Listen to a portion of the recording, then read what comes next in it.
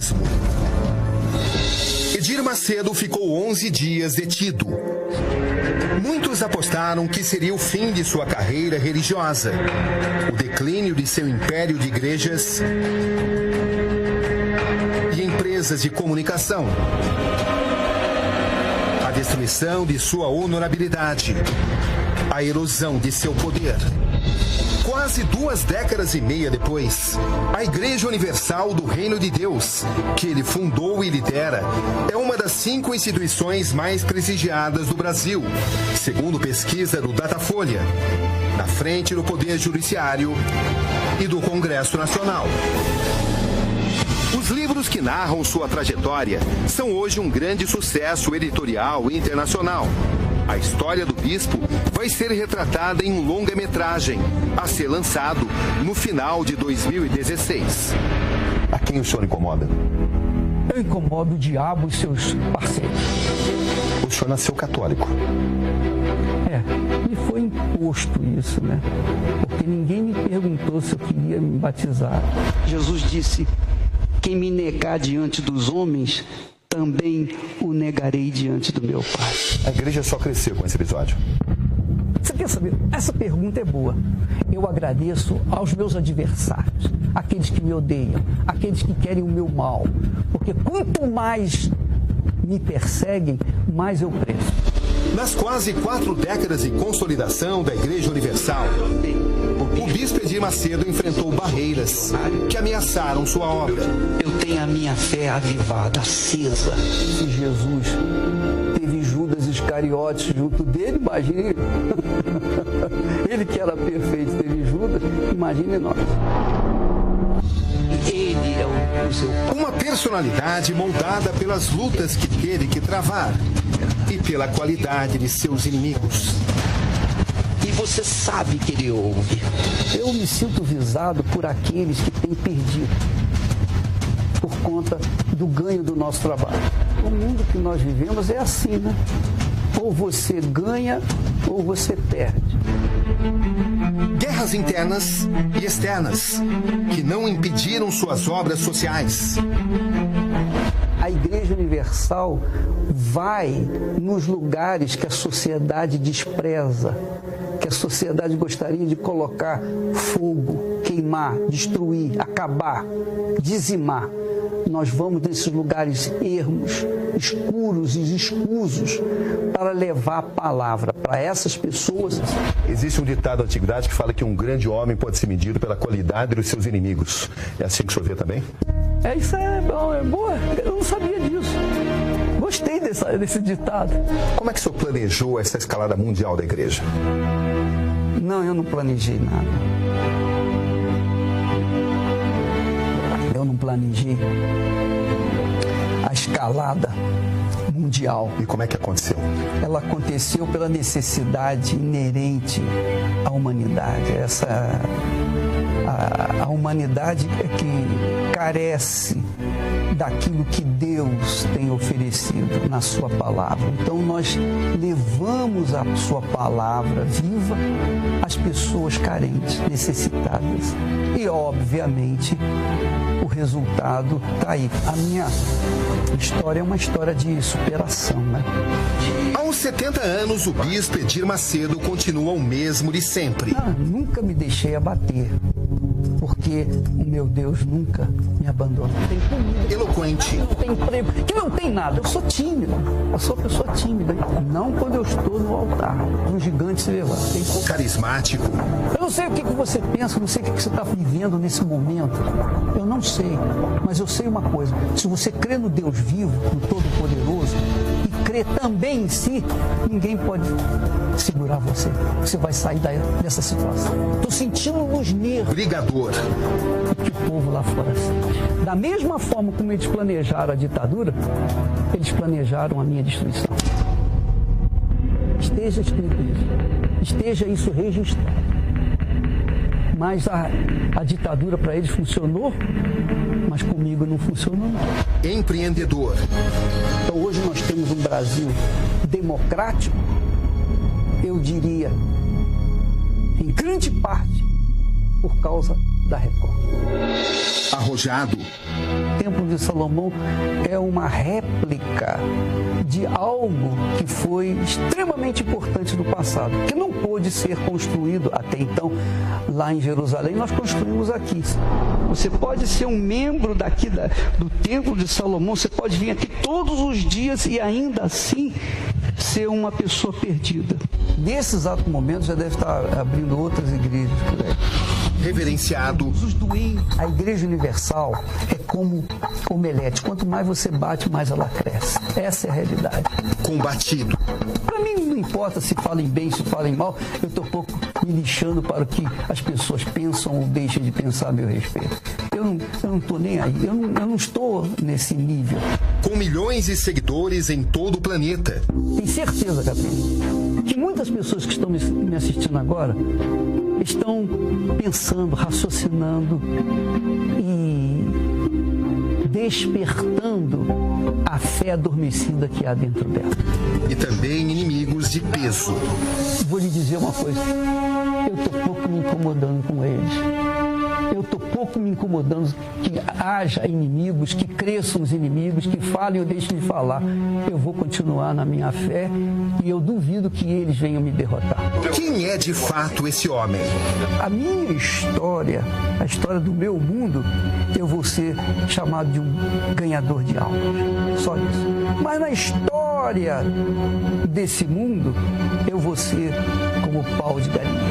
Pela primeira vez, Edir aceitou responder a perguntas de um jornalista, do qual não é o patrão. Isso é diferente para o senhor? Não faz diferença nenhuma. E fez questão que tudo fosse perguntado. O senhor responde a qualquer tipo de pergunta? Qualquer pergunta que você fizer. Algum assunto que deva ser evitado? Não, nenhum. O bispo acredita que um homem, à frente de multidões de fiéis, tem que ser um homem transparente. Eu sou pessoa, porque eu não posso ser para você uma coisa e depois lá fora eu sou outra pessoa, ou em casa outra pessoa. Não dá. Eu não consigo conviver com duas pessoas. Cabrini, eu não tenho nada a perder, mesmo. Eu não tenho nada que esconder, mesmo. Eu sou o que sou e acabou. Quem quiser me aceitar, nem quem não quiser. Quase 4 horas de conversa franca. E vai arrebentar, meu cara. Tudo ou quase foi abordado. As posições do bispo sobre a teologia da prosperidade, um dos pilares de sua igreja. Olha, eu defino a teologia da prosperidade, é simples. A teologia da miséria é a teologia do diabo. A teologia da prosperidade é a teologia de Deus. A lógica do dízimo. A lógica do dízimo é simples. Eu vou falar em simples palavras para as pessoas entenderem. As relações com a Igreja Católica. 0. Quando eu estiver A sucessão. uma coisa com o meu Senhor, O meu sucessor, Deus proverá. Quem é Edir Macedo? Um grande homem de Deus. Cara, Isso é... a vida é uma guerra. Escuta o que eu estou te falando. A vida é uma guerra. E só vence aquele que tem fé. Nessa vida, ou você mata ou você morre. Não tem violino. Ninguém vai para a guerra com violino. Ninguém leva debaixo do braço um violão na guerra. Você vai na guerra, você tem que lutar para matar ou morrer. Ou você vence ou você vence. Boa noite.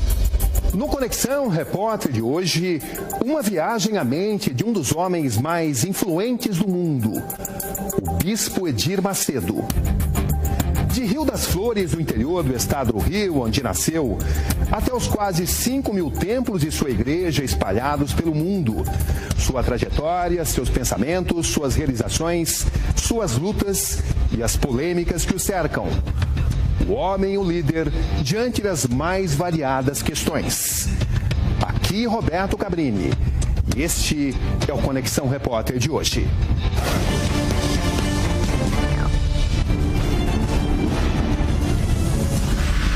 minha fé me deu uma família magnífica. Pode-se, é claro, discordar de Edir Macedo, mas é impossível ignorar sua obra. e sua influência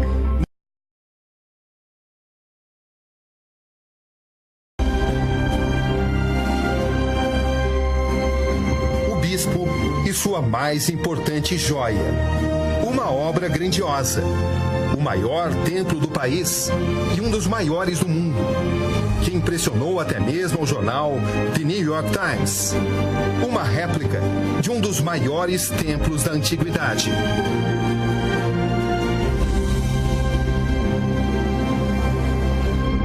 Estamos no bairro do Brás, zona leste de São Paulo. Esse é o Templo de Salomão, inaugurado no dia 31 de julho de 2014. Levou 4 anos para ser construído e hoje funciona como sede mundial da Igreja Universal do Reino de Deus. Daqui o Edir Macedo comanda 6.000 templos do Brasil, 7.000 em 180 países e mais de 20.000 pastores em todo o mundo. E foi aqui em seu quartel-general, no 7º andar de sua sede principal, que encontrei Edir Macedo.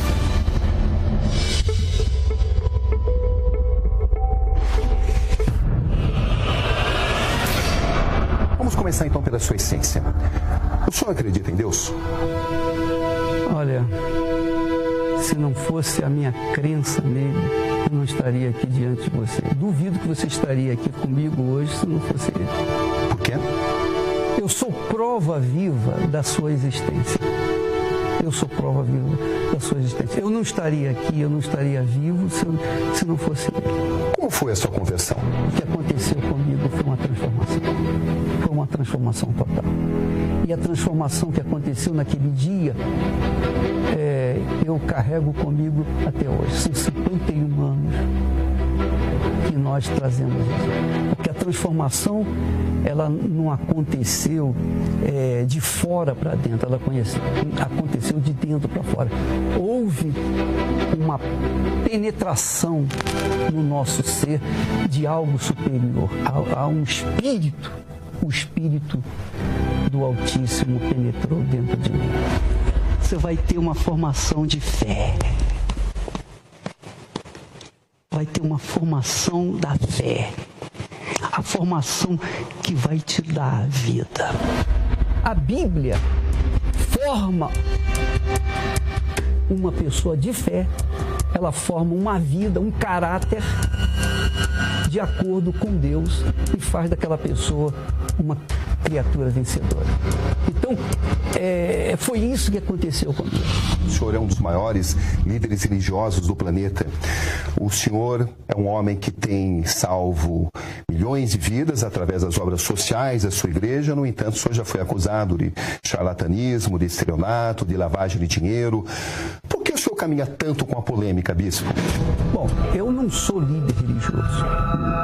O senhor não se vê dessa forma? Não, de forma nenhuma. O senhor fundou uma das maiores igrejas do planeta? Não, eu não fundei igreja, eu fundei uma escola. Eu fundei uma universidade que ensina a vida, que ensina os caminhos da vida, os caminhos da salvação, os caminhos da eternidade.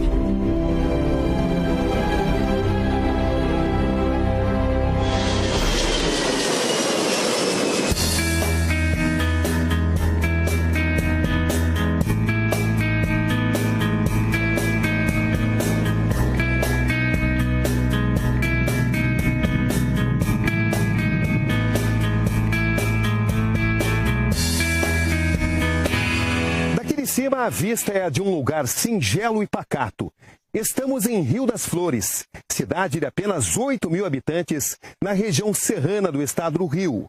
Edir Macedo Bezerra nasceu aqui, no dia 18 de fevereiro de 1945, apenas alguns meses antes do final da Segunda Guerra Mundial. A família de Edir, os Macedo Bezerra, era de classe média baixa e pouca escolaridade. Papai era lagoano, papai era um homem de guerra. Ele nasceu na guerra, viveu na guerra e morreu na guerra. Então, ele passou isso para a gente. Nós herdamos aquela cultura dura que o papai vivenciou na sua vida. Era um homem rigoroso. Rigorosíssimo. Disciplinador. Disciplinador.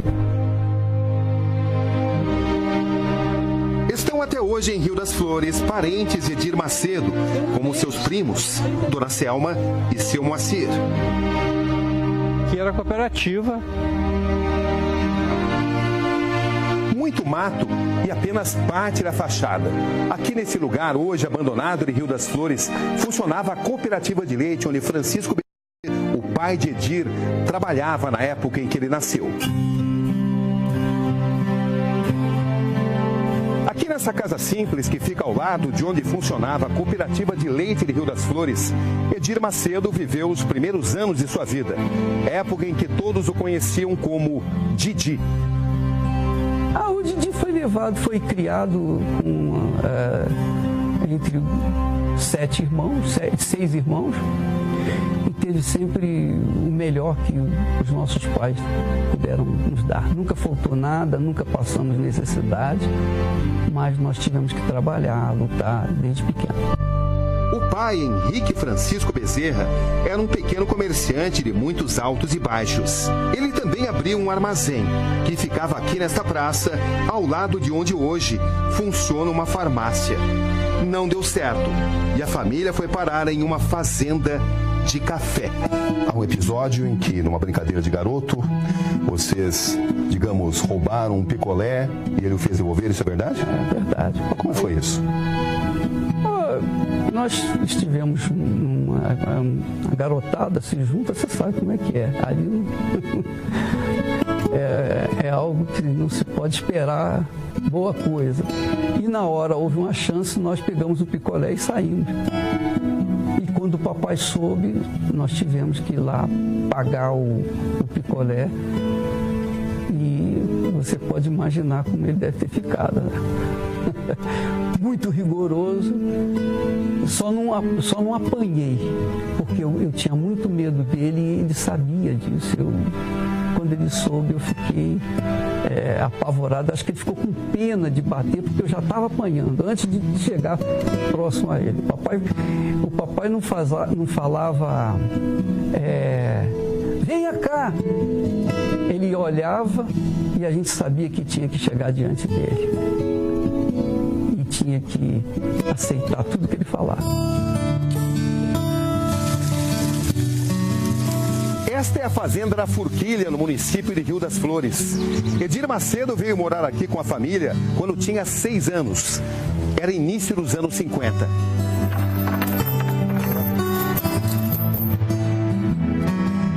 A fazenda representava o auge das propriedades da região, o ciclo do café. Tudo girava em torno dele. Hoje só sobraram velhas engrenagens, enferrujadas no galpão, onde os grãos eram processados e estocados. O pai de Edir trabalhava na contabilidade da fazenda, cuja casa grande chamava a atenção de todos. Esta é a sede da fazenda da Forquilha, onde o pai de Edir Macedo era empregado. Vir até aqui, eventualmente, era o máximo que o menino tinha acesso a riquezas na época. Uma casa de construção requintada, de estilo francês, móveis e detalhes sofisticados. A capela e a escada de madeira importada resistem ao tempo, em meio a morcegos. O café, que trouxe a prosperidade, hoje é apenas parte do passado. Foi substituído pelo gado. Era o final de uma época de esplendor. A gente começava a pular o ribeirão lá de cima. Começava a pular lá de cima. Vinha pulando, para ver qual caía dentro d'água primeiro. E descia pulando. Não aqui, logicamente, que aqui não dá para pular. A gente descia até lá na igreja, que é longe daqui lá. Para ver quem caía primeiro e e quantas vezes a pessoa caía dentro d'água. Era uma turma. Quem estava junto? Que era eu, Tatá, que é meu irmão, o Jerônimo, que mora no Rio, no Botafogo, o Didi, o Heraldo. Era uma turma, e mais uns amigos nossos daqui. A mãe Eugênia, natural de um sítio de Rio das Flores, foi sempre o porto seguro da família. Ela fazia inclusive bolinhos, que Edir e os irmãos vendiam para ajudar no orçamento. Dona Eugênia cuidou da educação deles, ajudou o marido nos pequenos negócios, apesar de sequer ter o 4º ano primário. Um dia seria fiadora do primeiro templo da Igreja Universal, aberta pelo filho. Mamãe era mamãe. Sabe, mãe é mãe. Antigamente, mãe era mãe. Hoje, mãe, eu não sei se é mãe. Mas antigamente, mãe era mãe. A mãe de Edir teve 33 gestações, sofreu 16 abortos e perdeu 10 filhos prematuros. 7 sobreviveram. Eu me lembro que ela sempre foi a favor dos filhos. Era Deus no céu e os filhos na terra. Um menino tímido na escola, às voltas com seus complexos. As minhas mãos são defeituosas. Aliás, o corpo todo é defeituoso. É tudo defeituoso. Eu fui mal fabricado, mas não foi por causa de Deus. O senhor sofreu muito com isso? Olha, eu sofri intimamente por conta da rejeição na escola e você sabe, a gente sempre fica inferior aos perfeitos. Fisicamente, sempre vai ficar. Qualquer pessoa que tem um defeito fica inferiorizado àqueles que são perfeitos. O 4º filho da família Macedo Bezerra nasceu com deficiência genética, herdada da avó materna. Seus indicadores são finos. Os polegares um pouco maiores praticamente não se movem. O senhor tem uma limitação nas mãos? Não tenho limitação nenhuma, absolutamente. Mas houve aquele complexo de inferioridade, houve aquela fraqueza. Então eu já nasci fraco no meu interior. E foi quando nós tivemos essa experiência com Deus, com o Deus vivo, através da fé no Senhor Jesus, que desmoronou aquele monstro que eu trazia dentro do peito. Como era esse monstro? Esse monstro era uma pessoa carente, uma pessoa complexada, uma pessoa inferiorizada pelas circunstâncias. Então você pode imaginar carregar esse peso dentro da sua mente 24 horas por dia. Então, entre os nossos colegas, nós tínhamos os nossos apelidos, né? Dedinho para lá. E tinha certas limitações naqueles momentos em que eu me acreditava que era inferiorizado. Qual foi o dia que o senhor mais sofreu? Todos os dias a gente sofria porque carregava o complexo. Algumas experiências dessa época o marcariam para sempre. O senhor nasceu católico. Me foi imposto isso, né? Porque ninguém me perguntou se eu queria me batizar. Eu fui batizado porque era a tradição, não porque eu aceitasse. Fez catecismo? Primeira comunhão? Cheguei e fiz catecismo, sim. Mas também não porque queria, por imposição da escola. Uma adolescência de encontros e desencontros. Rebeldia, incertezas, desilusões. Como é que o senhor se sentia dentro da Igreja Católica naquela época? Eu não sentia revolta, porque a gente foi criado naquela cultura. Eu só me lembro de ter me revoltado, e foi o meu brado de independência, quando, na idade de 16 anos mais ou menos, a minha irmã estava com um problema grave de bronquite asmática e às vezes ela ficava no inverno quase sem respirar, passava noites em claro, etc. E nós sofríamos muito por causa disso. E nós fomos à Igreja Católica num dia da Semana Santa, quando eles punham a imagem do Cristo morto e velas acesas e flores, como se fosse um defunto. Então me veio a cabeça, me veio a mente, me veio a inteligência. Espera lá, como é que pode? Eu não sei se eu choro por ele ou se eu choro por mim, pela minha irmã. Quem está em pior situação, ele ou eu? Eu falei, nunca mais na minha vida eu entro num lugar como este. Nunca mais. E dito e feito, nunca mais voltei. Porque como que eu poderia estar ali querendo ajuda de alguém que estava morto? Como a religião leva essa concepção, essa ideia, e ninguém pensa. Estava nascendo ali seu questionamento em relação a isso? Sim, claro. Ali começou a minha revolta. Ali começou a minha revolta, porque as pessoas estavam chorando, as pessoas estavam gemendo, mas chorando copiosamente. Eu pensei, mas peraí. Ali o senhor deixou de ser católico? Ali eu deixei de professar a fé católica. O menino acanhado de roça vira um rapaz falante e boêmio. É assim que é visto quando a família se muda para o Catumbi, região central do Rio. Sua primeira relação sexual foi aos 16 anos? Foi. Como é que foi? Foi num bordel. Hoje é a prefeitura do Rio, onde havia aquela... ali havia uma zona, e nós fomos lá a primeira vez. Aprender o que é o sexo. Foi bom? Olha, eu não passaria isso para os meus filhos. Eu não transferiria essa experiência para os meus filhos. Mas era um outro dia naquela época? Era um outro dia, exatamente. Naquela época foi bom. Hoje eu me arrependeria. Muitas namoradas? Assim, tivemos muitos casos amorosos, assim. Porque... O que o senhor está se lembrando nesse momento? Porque era a consequência, né? Não, é que é a consequência da vida, né? O defeito físico não impediu que a gente tivesse os nossos sucessos. Durante mais de uma década, Edir trabalha como servidor público, funcionário da Loterge, a loteria do estado do Rio. Eu comecei trabalhando como mensageiro. E quando, 16 anos depois, eu era chefe da tesouraria. Um cargo de confiança, um cargo de responsabilidade. De pacato funcionário público, a líder de uma das maiores igrejas do mundo. Elci, irmã de Edir Macedo, foi a primeira da família a se converter evangélica.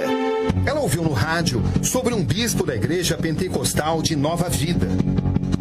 Elci atribuiu a cura de uma asma severa à nova fé, o que despertou a atenção do jovem Edir. E ela colocou a mão no rádio e recebeu a graça, e a partir dali ela começou a frequentar a ABI, a Associação Brasileira de Imprensa, onde ele fazia reuniões lá às quartas e domingos, e eu participava dessa reunião. Que idade o senhor tinha? Eu tinha 18 para 19 anos. E a partir dali nós fomos entendendo, tomando conhecimento da palavra de Deus, da Bíblia, até que um dia eu tomei a decisão, um ano depois de ouvir, de entender, enfim. Nós, então, decidimos que nós chamamos a fé. Abraçar o Senhor Jesus. O que aconteceu dentro do senhor? Uma transformação total. E a transformação que eu comigo até hoje. Agora tomava uma direção que já tinha imaginado. Nesse momento já passava pela cabeça formar uma igreja? Não estava pensando em formar igreja. Eu estava pensando em levar as outras pessoas aquilo que eu tinha. Como? Nos hospitais, nos presídios, nos lugares de erro, nas favelas. Falar que eu não podia fazer enquanto eu estava na igreja. Eu não tinha essa liberdade de que Deus tinha comigo. E foi na igreja Nova Eunice Gel Bezerra, sua esposa e companheira de todos os momentos. Mais de 4 décadas. Casaram depois de apenas 8 meses de namoro, em 18 de dezembro de 1971. Quando eu conheci a Estel, eu conheci a pessoa, a pessoa carinhosa, compreensiva, a pessoa que eu me apaixonei. Seu casamento teve alguma crise? Não, nunca teve. Veio a primeira, depois a segunda, Viviane, e por fim Moisés, o filho adotivo do casal. E foi justamente o nascimento de um de seus 3 filhos que provocou um conflito interno, uma saraivada de questionamentos no jovem pastor na Igreja Nova Vida. Antes de sair, eu fui da igreja e eu queria ganhar almas. A partir daquele momento eu falei, não, eu não aceito ficar mais apenas como um espectador, apenas como um assistente. Viviane, a segunda filha, nasceu com fissura lábio-palatal, má formação congênita, conhecida como lábio leporino. Quando o médico me trouxe a criança, ela parecia mais um ratinho. O que o senhor pensou naquele instante? Eu disse, eu não quero isso. Eu não quero isso. Eu não quero isso no sentido de rejeitá-la, mas prevendo o que ela iria sofrer quando fosse mocinha, o que eu sofri quando era jovem, na escola, entre meus colegas, por causa da minha mão. Imagine uma menina que é muito mais vaidosa, ter uma marca bem na face. O senhor ficou deprimido? Não, eu não fiquei deprimido. O senhor questionou sua fé? Não questionei nem, pelo contrário. Quando eu vi, naquele primeiro momento, eu disse, eu não quero isso. Como se eu estivesse colocando na minha mão e eu dizendo, não, eu não quero. E então eu fui preparar a Esther para que ela pudesse ver a criança, porque até então ela não tinha visto a menina. E quando depois os médicos trouxeram a criança, que ela viu, ela chorou, ela ficou apavorada, ela ficou triste, ela ficou abatida, ela ficou, enfim, ela chorou muito, mas ela amou a criança imediatamente, ela abraçou a criança imediatamente. Naquele momento em que ela estava chorando copiosamente, eu estava na outra cama, me veio a revolta da fé. A revolta daquela situação. Edir ficou arrasado. Hoje ele revela que seus questionamentos estão diretamente ligados à decisão de fundar uma nova igreja. Mas naquele momento eu fechei o punho e dei murros. Ela estava chorando, eu estava dando murros na cama. Eu dizia, agora, nesse momento, eu decido abandonar, com você ou sem você, a igreja. Porque agora eu estou sentindo na pele, na carne, estou sentindo nos nervos o que o povo lá fora sente.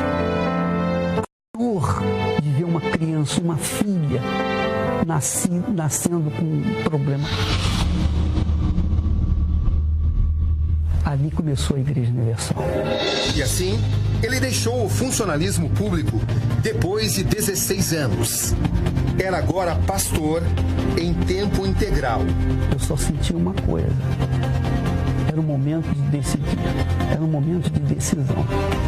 Eu cheguei numa encruzilhada. Ou eu ia em frente, ou ia para um lado ou para o outro. Estamos no Meier, subúrbio carioca, na Zona Norte. Aqui tudo começou.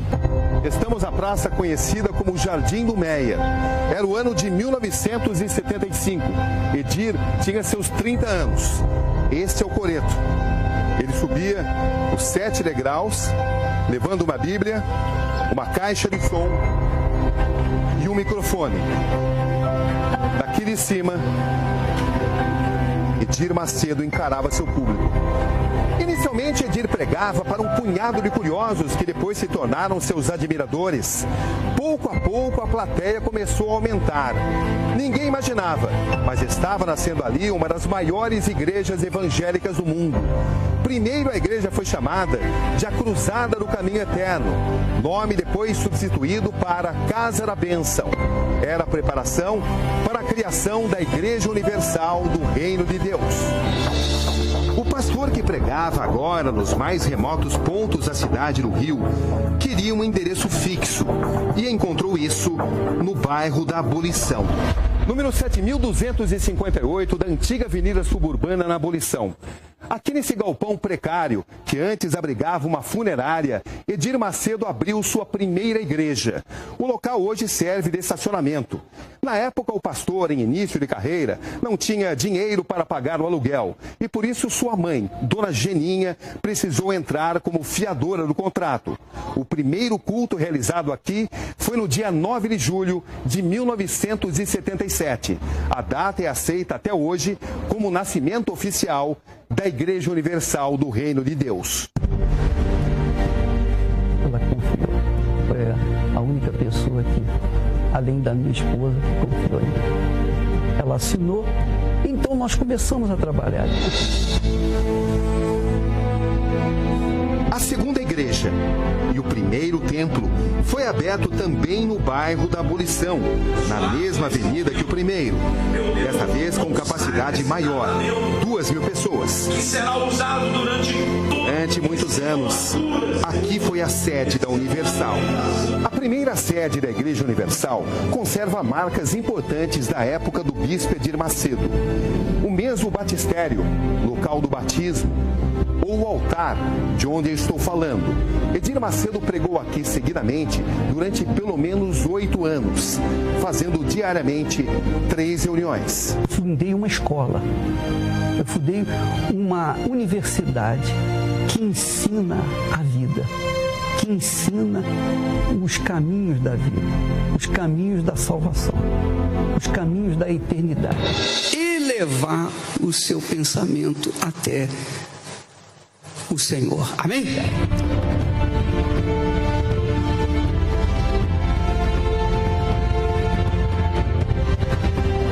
O sonho de uma vida. Exatamente desta posição, o bispo Edir Macedo prega para os fiéis. No interior, as dimensões e os detalhes impressionam. São 100.000 metros quadrados de área construída, com capacidade para 10.000 pessoas. Tudo inspirado no Templo de Salomão original, erguido na antiga Jerusalém e destruído por Nabucodonosor, o rei da Babilônia, em 586 a.C. 126 metros de comprimento, 104 de largura, 55 metros de altura, com 2 subsolos, equivalente a um prédio de 18 andares. São 36 salas de escola bíblica infantil para 1.300 crianças, estúdios de televisão e rádio, auditório para 500 pessoas e estacionamento para 2.000 carros. A estrutura toda comporta 59 apartamentos do tipo kitnets, 12 apartamentos com uma suíte e 13 de 2 suítes para hospedar pastores e bispos. Uma obra de 680 milhões de reais. O requinte da construção inclui 40.000 metros quadrados de pedras trazidas especialmente de Hebrom, em Israel, origem da matéria-prima dos antigos templos. As pedras cruzaram os oceanos numa viagem de 30 dias até São Paulo. Na esplanada do templo, 4 tamareiras de 15 metros de altura, que servem de sentinela aos visitantes. O Jardim das Oliveiras, com árvores de mais de 300 anos, que leva ao memorial, o cenáculo com seu espelho d'água. Estamos entrando no memorial, uma representação da trajetória dos 12 povos de Israel. Aqui dentro estão réplicas das peças do templo original de Salomão, a começar pelo tabernáculo, onde Deus restabeleceu sua aliança com o povo hebreu. O teto redondo simboliza o Monte Moriá, onde, segundo o livro de Gênesis, teria ocorrido o sacrifício de Isaque. Ao redor do tabernáculo, as 12 colunas. De um lado estão elementos do tabernáculo e do próprio templo. Do outro, 12 brasões representando as 12 tribos de Israel, obra de um artista israelense. No terreno anexo, uma réplica do tabernáculo, com as medidas escritas da Bíblia.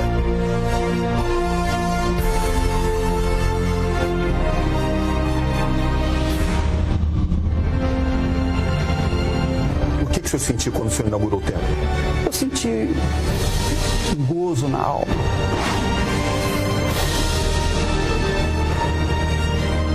Porque estava cumprindo um projeto que não era meu, mas que era do meu Senhor. A gente é servo.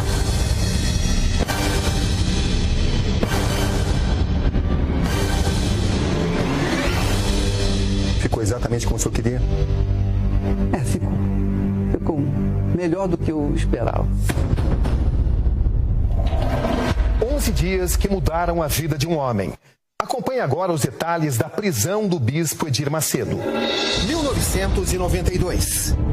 Eram tempos de crise no governo Fernando Collor, com as denúncias de seu irmão Pedro, que culminaram em breve com o afastamento da presidência, o impeachment. Eram também os dias mais difíceis do bispo. Maio de 1992. Como foi o dia da sua prisão, bispo? Foi uma covardia sem palavras, ilimitada. Eu diria que foi uma patifaria da nossa justiça. Sua prisão, à 1h30 de uma tarde de maio daquele ano. Edir tinha então 47 anos. E exatamente 37 dias antes, tinha lotado o estádio do Maracanã, com fiéis fervorosos, em um culto histórico. O senhor sentia que algo assim podia acontecer? Não, eu nunca senti isso aí. Eu sabia que tinha problemas, que tinha... O senhor não imaginava que seria preso? Não, eu nunca pensei que pudesse ser preso, porque na minha cabeça não havia razão para ser preso. Não havia condenação. Não havia... Eu não tinha na minha cabeça alguma condenação. Edir Macedo, sua mulher Esther, a filha Viviane e uma amiga da família deixavam o culto da Universal em Santo Amaro. Sua BMW cortava a rua São Benedito quando foi interceptada por várias viaturas. Mais de uma dezena de policiais, de armas em punho. Edir Macedo recebia voz de prisão. Eu estava dirigindo o carro, eles pararam, me puxaram pelo paletó, me arrancaram do carro, estupidamente. Eu fiquei pasmo, eu fiquei patético, eu fiquei quase que imobilizado. Porque não apenas pela situação, mas o choque me colocou, parece que anestesiado naquele momento. Até que eu fui jogado para dentro do camburão. Quando eles me colocaram no banco de trás do camburão, vieram 2 policiais, um do lado, outro do outro, a minha esquerda e a direita, e os 2 na frente, o motorista e mais o... E eles saíram em disparada, não sei quantos quilômetros por hora. Esse é o local, Avenida Gastão Vidigal 307, bairro de Vila Leopoldina, zona oeste de São Paulo. É a sede do 91DP. Aqui o bispo Edir Macedo ficou preso durante 11 dias, em uma cela de apenas 4 metros por 4. Ele dividia espaço na carceragem com outros 21 presos. O bispo foi acusado de charlatanismo, curandeirismo e estelionato. Como é que foram os seus 11 dias de prisão, bispo? Ora, 11 dias tranquilos, porque em todos esses dias eu estava do lado da minha esposa. Então eu tinha o conforto da minha mulher e os companheiros, as pessoas amigas, os meus algozes também foram lá. Olha, eu sinto muito e tal. O senhor se sentiu humilhado? Olha, eu senti humilhação. Eu senti humilhação, sim. Eu fiquei humilhado. Humilhado não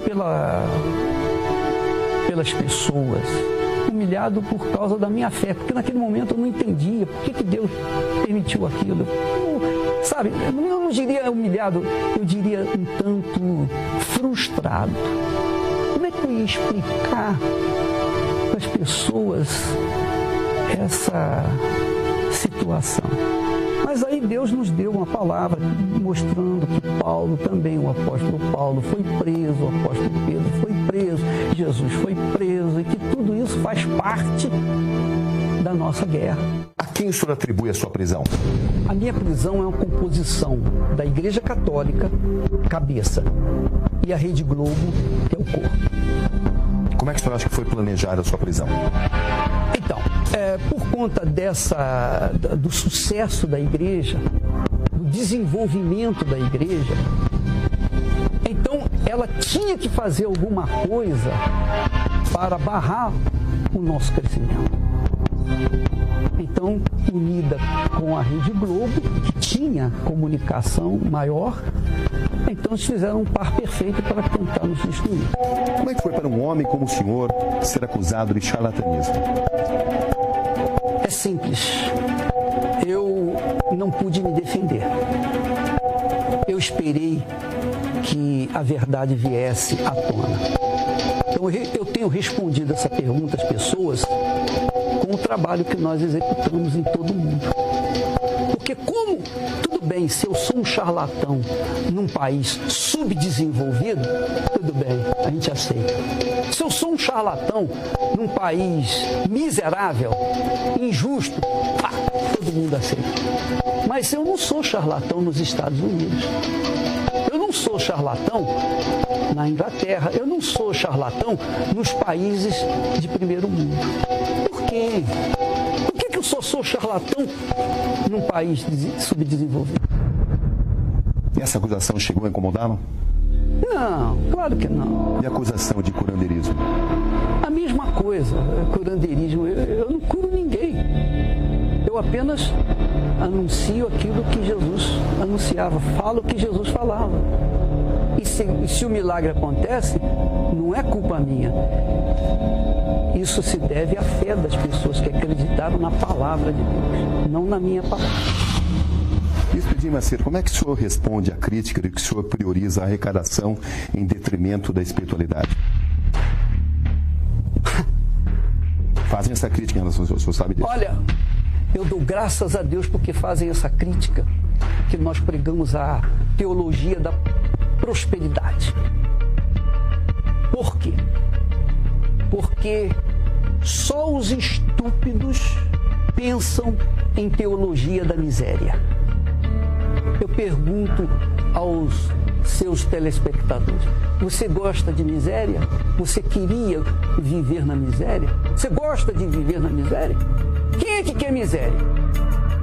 Você teria prazer em ver o seu filho com fome, sendo você uma pessoa de posses? Essa é a pergunta que eu faço aos pais. Então, como nós cremos num Deus tão grande, Criador dos céus e da terra, vamos admitir que haja um consenso, uma combinação dessa grandeza, dessa magnitude com a miséria? Conviver com ataques de adversários. Se fortalecer na guerra. Esses, alguns dos principais lemas do bispo. Para mim não importa se falem bem, se falem mal, eu estou pouco me lixando para o que as pessoas pensam ou deixam de pensar a meu respeito. Eu não estou nem aí, eu não estou nesse nível, eu estou em outro nível, estou em outro mundo. Eu vivo não no mundo da lua, porque a lua é muito pobre, não tem nada. Eu vivo no mundo de Deus, que é um mundo de vida, um mundo de paz, um mundo de tranquilidade, um mundo que minha família e eu vivemos. Um mundo voltado para a fé. Como é que o senhor acha que é visto pela Igreja Católica? Eu acredito que seja o número 1, o inimigo número 1 da Igreja Católica. Eu acredito que eu seja o número 1 da Igreja Católica. Por quê? Justamente pelo sucesso. Onde a Igreja Universal do Reino de Deus vai, onde vai uma pessoa da Igreja Universal do Reino de Deus com esse espírito que nós temos, ali começa um trabalho de sucesso, que é o que está acontecendo no mundo inteiro. Qual é a sua convivência hoje com a Igreja Católica sob a liderança do Papa Francisco? Zero. Não tenho nenhum contato com eles, e eles não têm nenhum contato conosco. Não sentamos na mesma mesa. Isso é definitivo? É definitivo. Nós não comungamos a mesma fé. Como pessoas, como seres humanos, nós torcemos para que eles venham conhecer o Deus que nós conhecemos. Mas como religiosos, respeitamos, mas não aceitamos aquela filosofia. O bispo Edir Macedo enfrentando sem censura as mais duras questões. Não, de forma... O que Edir Macedo tem a falar sobre o chute na Santa? O episódio de outubro de 95, quando o bispo da Universal, Sérgio von Held, chutou e insultou uma estátua de Nossa Senhora Aparecida, um símbolo católico. Como foi para o senhor lidar com o episódio do chute na Santa? O chute na Santa foi... Eu vou falar... Não sei se vocês vão colocar. Vamos sim. É um chute no estômago. Para não dizer num lugar mais baixo. Aquele chute foi a pior coisa que aconteceu dentro do trabalho da Igreja Universal. Por quê? Porque não é o nosso estilo agredir religião de ninguém. Nós temos a liberdade de crer na palavra de Deus. E nós exigimos respeito para conosco. Ora, se nós exigimos respeito para com a nossa crença, para com a nossa fé, nós temos que ter respeito para com a crença alheia. O senhor condena o ato de se chutar a Santa? Eu condeno o ato não só de chutar a Santa, ou mesmo falar de qualquer outra igreja ou religião. Eu apenas não concordo com as religiões, mas não quer dizer que eu não venho respeitar os seus religiosos. Compreende o que eu estou falando? Eu não aceito as religiões, mas eu aceito os religiosos. Eu respeito os religiosos, porque eu sei que eu também fui um deles no passado. Eu também fui cego no passado. E Deus teve compaixão de mim, por que eu não vou respeitar e ter compaixão daquelas pessoas que estão lá, cegas também? Ao longo da sua trajetória vitoriosa, o senhor cometeu erros? Muitos erros. Que erros o senhor cometeu? A maioria dos meus erros foi ter bons olhos para com más pessoas. Por exemplo?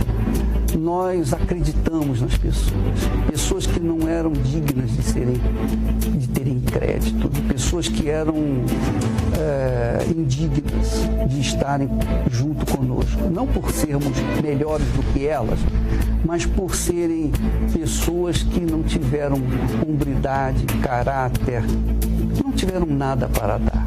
Eu confiei nessas pessoas. E eu errei muito, porque eu confiei nessas pessoas. Muitos profissionais, colegas, enfim. Mas eles não me deixaram mágoa no coração, de jeito nenhum. Eu oro até por eles.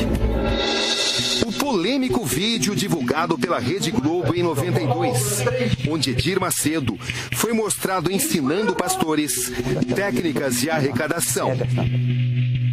Bispo Edir Macedo, hoje aos 70 anos, que reflexões o senhor faz sobre o que o senhor falou naquele célebre vídeo de 92, pelo qual o senhor foi tão atacado?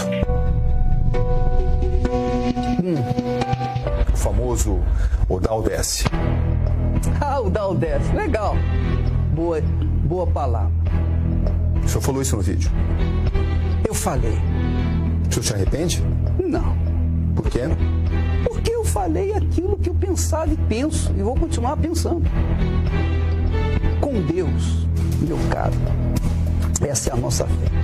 Ou você dá e está com Ele por toda a eternidade, ou dá a sua vida, ou entrega a sua vida, assume a sua fé, ou você desce para o inferno e não tem solução. É a lei da palavra de Deus. Se você dá, você recebe. Se você não dá, você não recebe. Jesus aqui falou isso. E de outra forma. Ele disse, dai e ser-vos-á dado. Boa medida, recalcada, sacudida, transbordante, generosamente vos darão. Porque da mesma medida com que medis, vos medirão também. Quer dizer, toma lá da cá. Toma lá da cá. De acordo com o que você oferece a Deus, você recebe. Se você oferece desrespeito, se você oferece desprezo, se você oferece o que não presta, você pode ter certeza que você vai receber exatamente isso por toda a eternidade. Se você oferece a sua vida, se a sua vida é a oferta que é elevada a Deus no altar, então você vai receber. Então, ou dá ou desce. Essa é a realidade. Ou dá ou desce. Não tem outro termo. A Bíblia mostra isso. No fundo, condensando tudo, é isso. Quem crê, recebe. Quem não crê, não recebe. Está escrito. O senhor falaria tudo aquilo de novo? Falo. Eu já falei novamente aqui na igreja. Aqui no tempo. Eu já falei. E qual o problema? O senhor não se arrepende de nenhuma palavra ali. Me arrepender por quê? Eu pergunto. Por quê? Se a minha intenção foi despertar a fé das pessoas, e se as pessoas têm a sua fé despertada por esse chavão, então isso é óbvio, as pessoas são abençoadas e eu fico satisfeito de ter podido ajudar essas pessoas. Então eu não me arrependo, não. Qual é o arrependimento? Eu falo e continuo falando, não tem problema não. Por quê? Porque eu vejo com os olhos da fé. Eu julgo com os bons olhos.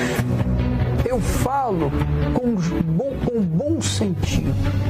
Porque a Bíblia ensina isso. É a Bíblia. Jesus falou isso. O Deus de Abraão falou isso. O Deus de Abraão falou isso. Dai e ser-vos-á dado. E Deus só venha até nós se nós nos entregarmos incondicionalmente a Ele. Então quer dizer, é dar ou desce. Ou dá ou desce. Ou vai ou racha. É tudo ou nada. Quem crê vai, quem dá, quem não crê não vai, não dá. Obviamente vai continuar na mesma, vai só descer. Essa é a nossa filosofia. Qual é o mal que tem nisso? Qual o pecado que eu cometi? A minha consciência não acusa em nada. Absolutamente nada. Estou livre. Se as pessoas olham para o lado mal, se as pessoas interpretam da forma diferente, paciência, o que eu vou fazer? Pelo menos eu fiquei conhecido. É ou não é? O que falam seria que o senhor estaria privilegiando a arrecadação. Você sabe que muitas pessoas vieram querer conhecer aquele que o dá ou desce e saíram impressionados. Esse é seu segredo, saber como lidar com as coisas, né? Seus críticos talvez digam que Jesus valorizava mais a espiritualidade e não os bens materiais. Nós não estamos tratando de bens materiais. Quando nós falamos dos aflitos, nós estamos falando dos famintos, dos que não têm educação, dos que não têm casa para morar, que não têm sequer um vaso sanitário dentro de casa, que não tem água potável, que não tem comida, que não tem nada, que não tem emprego, que não tem nada. Não tem escola, não tem médico, não tem ninguém por eles. Nós estamos falando dessa gente que eu considero aflita e miserável. E como essa gente pode mudar essa situação? Como? Não existe outra forma. Para você receber, você tem que dar. É a lei da vida. É a lei bíblica. É a lei da vida. Para você receber o seu salário, você tem que trabalhar um mês. você não trabalha, se você não planta o seu trabalho, você não vai ter dinheiro. Se você fica esperando que alguém venha lhe alimentar, você vai morrer de fome. Você tem que trabalhar, você tem que usar a sua capacidade, o que Deus deu, as condições que você tem. Então nós ensinamos a pessoa a plantar, a ofertar, a sacrificar, para que ela venha despertar a sua própria fé, para que ela venha ver a força, o poder da fé que elas têm, que está adormecida. Se você não der, você não vai receber. A quem o senhor incomoda? Eu incomodo o diabo e seus parceiros. O senhor é um homem de muitos inimigos. E olha, vou lhe dizer uma coisa. Eu estou pouco me incomodando com eles. Eu estou pouco me incomodando que haja inimigos, que cresçam os inimigos, que falem e eu deixo de falar. Eu vou continuar na minha fé e eu duvido que eles venham me derrotar. Os olhos de Edir brilham quando ele fala de seu exército de obreiros. Um exército responsável pela doação de roupa e comida a populações carentes, pela ajuda a orfanatos, hospitais e asilos. Nós temos uma turma de pastores chamados Anjos da Noite. Esses pastores, durante as madrugadas, não somente aqui, mas ao redor do mundo, eles vão às Cracolândias levar sopa, levar comida, agasalho para as pessoas viciadas. E sem fazer qualquer prédica, sem os chamar para a igreja, apenas oferecendo a mão amiga. Esse é o espírito da Universal. Dar. Ou dá ou desce. Quem dá, recebe. Quem não dá, fica a ver navios. Vai descer. Pelo apoio a populações marginalizadas ou as que vivem em locais remotos. E quando chega uma palavra que estimula, que acaba com os medos, as incertezas, então ele se levanta, ele se anima, ele se enche de esperança de que quando sair dali, a vida dele vai voltar melhor do que foi até então. As obras da Universal incluem projetos ousados, como o da Fazenda Nova Canaã, em Irecê, interior da Bahia. Nós temos mais de 600 crianças. Elas são buscadas nas suas casas, nos seus buracos, nos seus lugares ermos, difíceis até de se chegar. Nós as buscamos lá com o ônibus da igreja. Essas crianças vêm para essa fazenda e lá elas tomam banho, escovam os dentes, porque isso não tem na casa dela. Depois vão para o café da manhã, elas comem, elas fazem um tratamento dentário, elas têm um tratamento médico, elas têm a hora do almoço, têm a hora do lanche e quando elas vão embora para suas casas, elas vão quase que chorando. Pessoas que não teriam perspectiva. Pessoas que não tinham perspectiva de nada, de zero. Quando elas vão para casa, quando elas vão pegar o ônibus de volta para suas casas, elas levam um saquinho com 4 pãezinhos. A fazenda, que tem 500 hectares, sustenta com seus produtos 700 crianças por dia. Elas estudam no próprio local, além de receberem assistência médica. Eu tenho orgulho de todo o trabalho da Igreja Universal, eu tenho orgulho do trabalho de todos os pastores, todos os que estão conosco. Aquele que faz o senhor se arrepiar. Todos eles. Não posso, seria injusto falar de um e não falar dos demais. Todos trabalham, todos cooperam para essa máquina de ganhar almas ter sucesso. Máquina de ganhar almas. Máquina de... Esse é o lema. Não, eu estou falando agora. A teologia da prosperidade, sempre apaixonadamente defendida pelo bispo. Jesus é que nos ensina a prosperidade. Jesus é que nos estimula a prosperidade. Jesus é que nos estimula a uma vida digna, uma vida justa, uma vida abundante. E isso é um direito de todos, não é direito apenas para um percentual pequeno da humanidade. O senhor defende recompensa ainda em vida e não a promessa apenas do paraíso. Recompensa, a nossa recompensa. Em vida. A recompensa mesmo é após a morte. Porque aqui nós temos um direito, não é uma recompensa, é um direito à vida. É um direito que você tem, é o seu direito. Então quem pensa há de convir que não é uma recompensa eu estar nesse mundo e ter uma vida melhor, de qualidade, se eu creio no Deus Todo-Poderoso. Eu tenho direito a isso. É uma questão de fé. Não é uma questão de filosofia, é uma questão de fé. Eu não posso crer num Deus tão grande e viver uma vida tão desgraçada. Isso não é admissível. Qual é o ser humano que pensa um mínimo, que vai acreditar num Deus tão grande e aceitar que esse Deus tão grande lhe dê uma vida tão desgraçada? Grande, meu Pai, grande é o teu nome, meu Senhor. A doutrina religiosa, que defende que a bênção financeira é o desejo de Deus para os cristãos e que a fé, em o nome do Senhor Jesus, o discurso positivo e as doações para os ministérios, fazê-lo rico, porque quanto mais rico você for, mais a obra de Deus vai crescer, se reverterão em prosperidade para o próprio fiel. As religiões não ensinam a verdade. As religiões ensinam o que interessa para eles. E nós ensinamos a verdade. E que é essa verdade que liberta a pessoa. Eu fui liberto dessa teologia tacanha, estúpida, ignorante, de que a miséria vem de Deus. Ora, como que pode? Eu não sei se você tem filhos, eu não sei se você tem ou não tem. Eu tenho filhos. Como pai, eu quero o melhor para os meus filhos. Eu deixo de comer para dar para os meus filhos.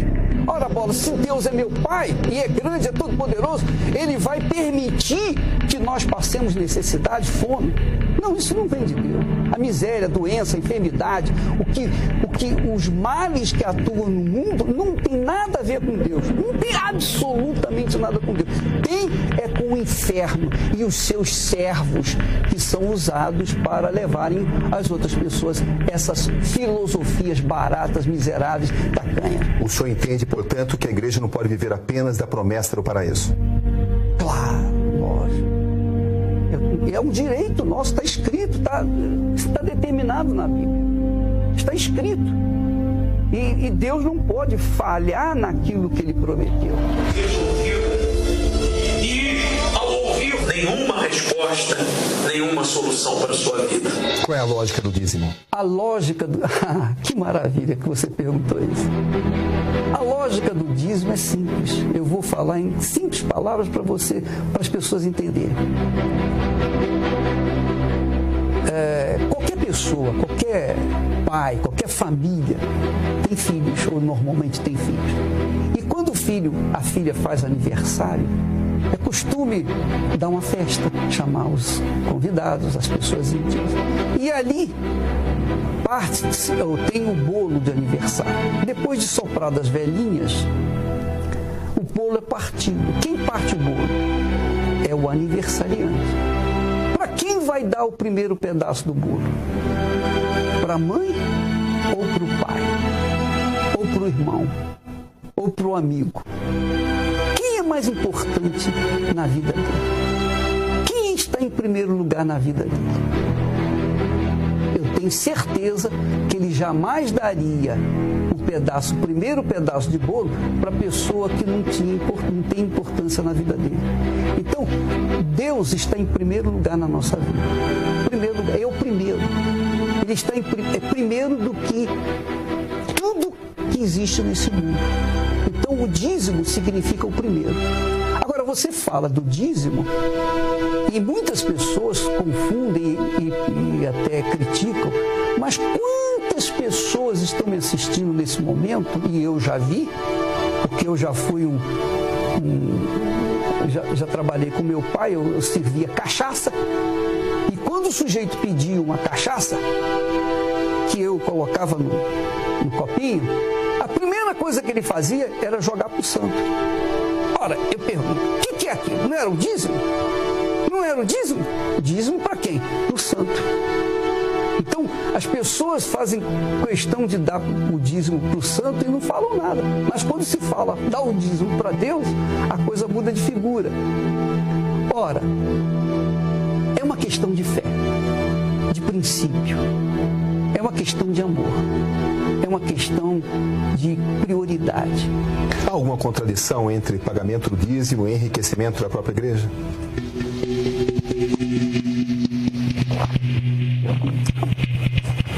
A riqueza da igreja não está nos dízimos, nas ofertas, nos seus templos, nada disso. A riqueza da igreja está no seu povo, que é um povo de fé, é um povo aguerrido, é um povo que não olha para trás, que vai em frente, é um povo de Deus, é um povo que é um com Deus. Essa é a nossa riqueza.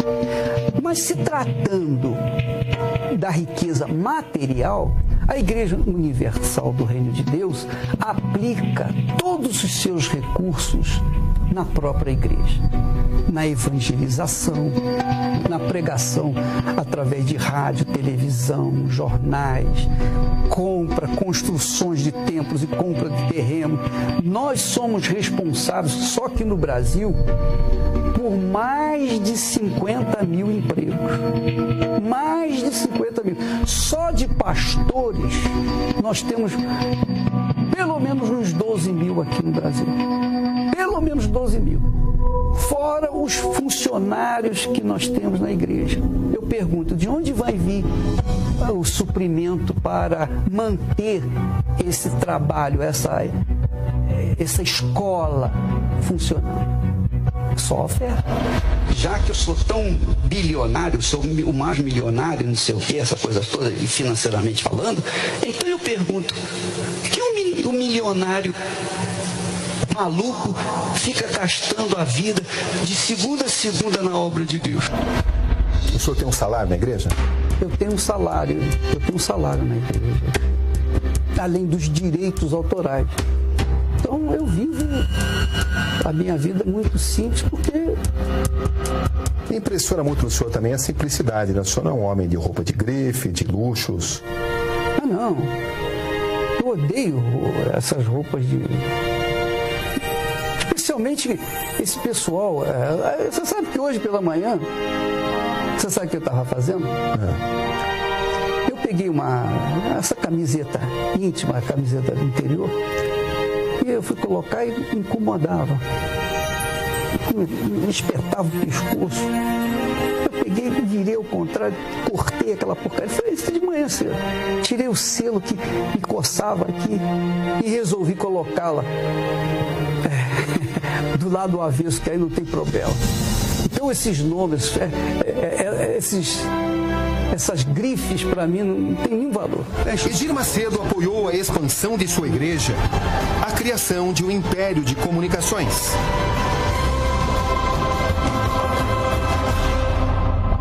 Qual é o seu estilo de administração da Rede Record? Nós procuramos, eu não diria administração, mas de filosofia. De todas as decisões? De filosofia. Não. A Record ela tem vida própria, segue de acordo com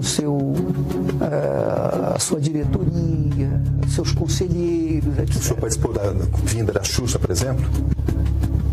Olha, eu fui perguntado se havia alguma objeção. Eu disse não, se é bom para a Record, é bom para mim.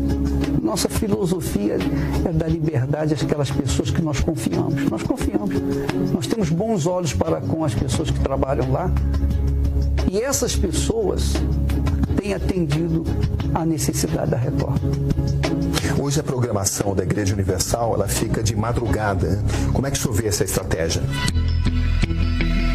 De madrugada porque durante o dia as pessoas não têm tempo para ficar olhando a nossa prédica, a nossa mensagem. Você sabe que as pessoas que estão sofrendo sofrem à noite, de madrugada, especialmente pela madrugada. Então, nós procuramos atender a audiência das pessoas aflitas. Quem não estiver aflito, precisa ir lá para a Record. Nosso trabalho pela madrugada é para as pessoas aflitas. Se você crê, diga amém. Graças a Deus. Dos 15 minutos que ele comprava na Rádio Metropolitana no Rio, em 1978, até chegar à compra da Rede Record, que começou a se concretizar em 1989. O que significou para o senhor a compra da Rede Record? Tem um significado de muita dor, muito sacrifício.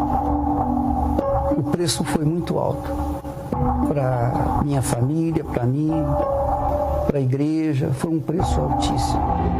A rede pertencia a Silvio Santos e à família Paulo Machado de Carvalho.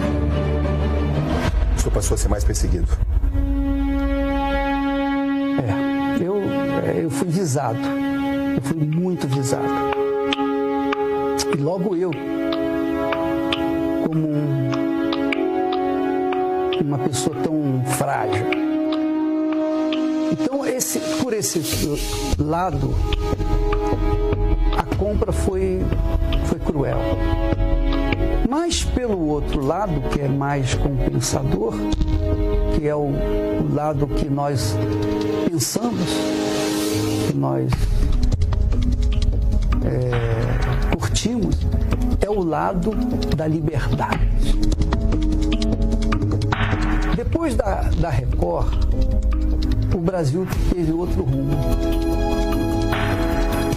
Até então, nós tínhamos a Rede Globo como a informação única neste país.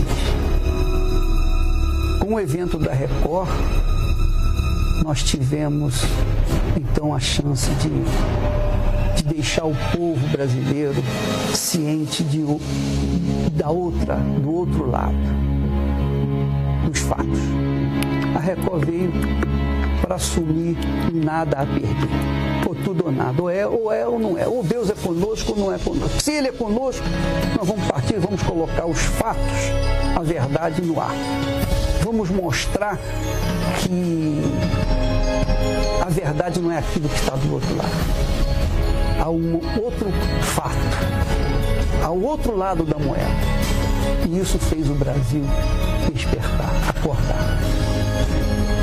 Então hoje nós temos um Brasil democrático, eu diria, em grande parte, por causa da Record.